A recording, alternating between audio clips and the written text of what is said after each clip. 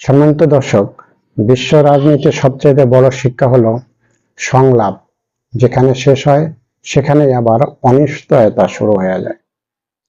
প্রিয় দর্শক, গত 28 ঘন্টার ভিতরে ইরানে অনেক বড় বড় 3টা হামলা হয়েছে,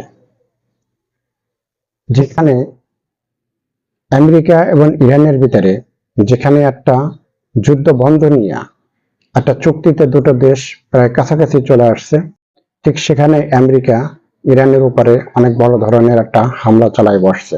একটা না, তিনটা জায়গায় তারা অনেক বড় ধরনের একটা হামলা চালাইছে। এই হামলার মধ্য দিয়ে যেটা এখন স্পষ্ট বোঝা যাচ্ছে যে এই যুদ্ধটা মীমাংসা হওয়া নিয়ে একটা অনিশ্চয়তার ভিতরে পড়ে গেল। এই যুদ্ধটা আমার মনে হচ্ছে যে আরো সামনের দিকে এগোতে পারে, অর্থাৎ দুটো দেশের ভিতরে যে একটা শান্তি চুক্তি, সেটা আমার মনে হচ্ছে যে এই মুহূর্তে যেটা মনে হচ্ছে যে এই শান্তি চুক্তিটা তাদের দুটো দেশের ভিতরে খুব তাড়াতাড়ি হবে বলে মনে হয় না। প্রিয় দর্শক, এর ভিতরে ইরানের উপরে তারা আমেরিকান একটা অত্যাধুনিক ড্রোন তারা পাঠাইছে নজরদারি করার জন্য।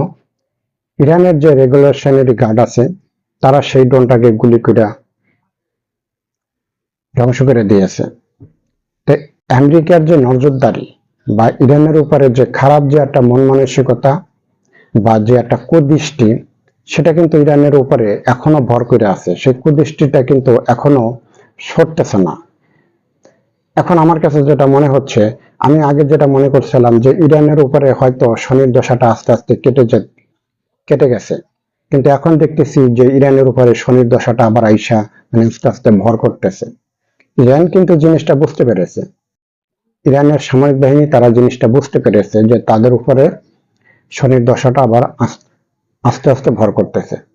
প্রিয় দর্শক, এখনই আমার কাছে যেটা মনে হচ্ছে এই যুদ্ধটা খুব তাড়াতাড়ি বন্ধ হবার না, এবং এই যুদ্ধটা দুটো দেশের ভিতরে যে একটা যুদ্ধ বন্ধ হওয়া নিয়ে যে একটা শান্তি আলোচনা চলতেছিল, সেটাও আমার মনে হয় যে শান্তি আলোচনাটা চলমানই থাকবে।